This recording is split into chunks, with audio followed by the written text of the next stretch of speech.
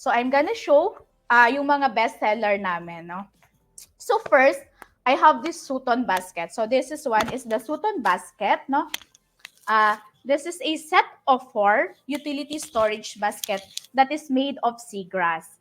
The weaving techniques that we use for this basket is braided technique. Yung a braided seagrass for rope is formed by braiding, ito po siya, braiding multiple seagrass strands embracing pag na-finish talaga siya, parang rustic touch siya, no? The size of the basket is from extra large, which has a diameter of 15 inches, and then the up to small size, which is this one. So it has a 10 inches diameter, and the height is from 12 to 8 inches.